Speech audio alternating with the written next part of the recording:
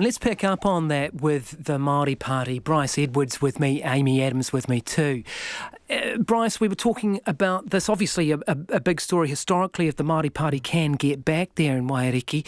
At the moment, they're not quite there with another list MP, but not a long way off it. Tell us how that works too. Under MMP, you normally need about 1.2% of the vote. At the moment, the Māori Party are sitting on 1.0, but of course the special votes will come in.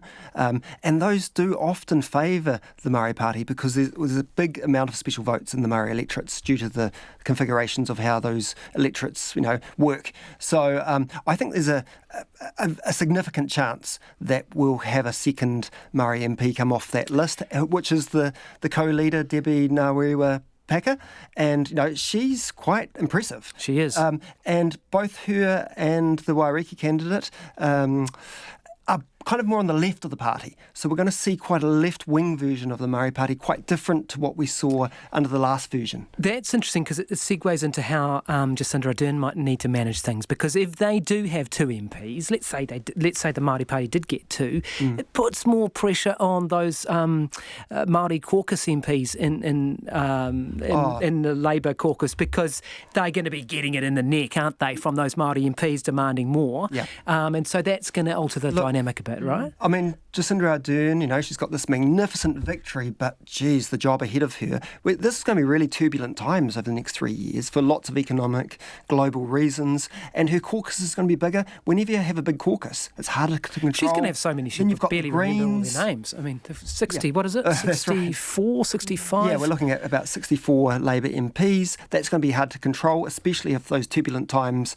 leads to the government having to, implement austerity measures, etc. You're going to have a left-wing faction. Then you've got the Greens, who may not be in the tent. I think Labour will want them in the tent. Well, let's unpick that. How do you see that playing, Amy? If you were the Prime Minister or had a strategy role there, would you want the Greens in? Yeah, look, it's a bit of on the one hand, on the other hand, isn't it? I mean, she'll want to keep them close, she'll want to keep them involved, because you've always got to have an eye on the future.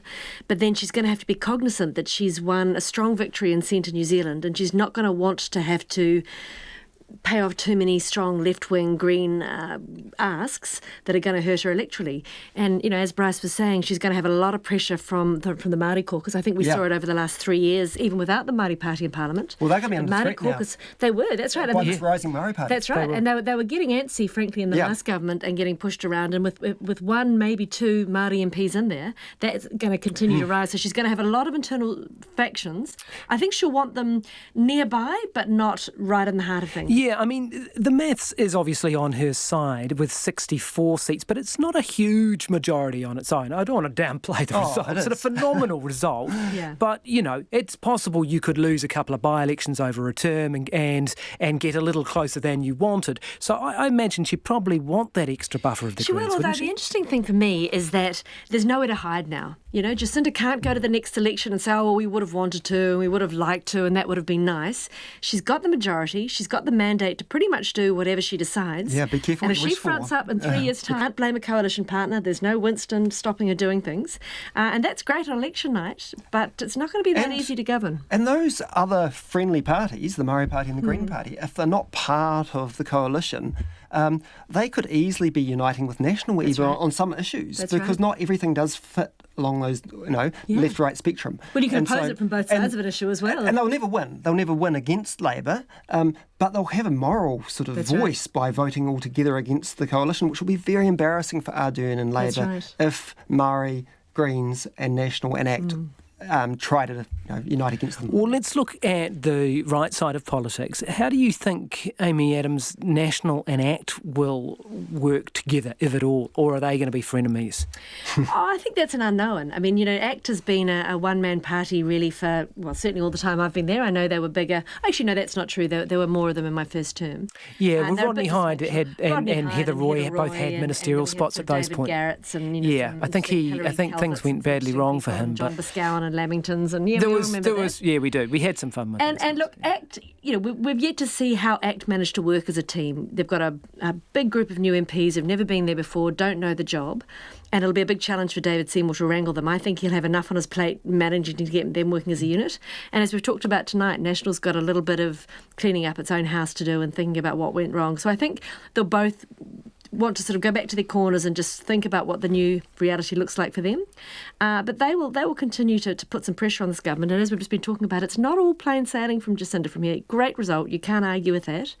But it doesn't get any easier from here. Well, what are the first challenges then for a new government? Because we're not going to have a long period of wondering how the government's formed. No, that's right, we're in. This is it. Yeah, it's and there will be no honeymoon this time, will there? Well, we're straight into an economic recession. That's right. It's economy. Absolutely. And this election should have been about that. Should and it hasn't really been that contest of ideas. I feel that all the political parties have not allowed that real debate about the next few years to occur. And instead, they've just wanted to reassure the public everything will be okay. It's not going to be okay, unfortunately. I don't think that's fair. I mean, I think certainly from National's perspective, they were trying flat out to have an argument about how the next few years played out. But were they putting forward an alternative or an authoritative difference? But people were just in this fear state of the virus, were scared of the virus, and you couldn't get them out of that to start thinking about how do we actually restart our economy. Yep, you can keep your borders shut, but actually that has a real consequence, and just trying to get people to have a more rational discussion was hard. So we've been really ill-served, I think, by this last 2 months. And, you do need campaigns to give that mandate so that new governments can actually go and do new things, and I don't think this government can. It's going to be difficult, and I think very quickly the economic reality is going to slam home on New Zealand and understanding that simply saying we're Fortress New Zealand, we're closed to the world, no one shall pass, starts to bite. I think things are going to get very uncomfortable very quickly. It's going to be a tough government to be leading for anyone in this crisis. But my concern remains that I don't think this government have the economic nous to get it done. We couldn't convince the public that we did, and that's the reality. All right. Some tough times ahead.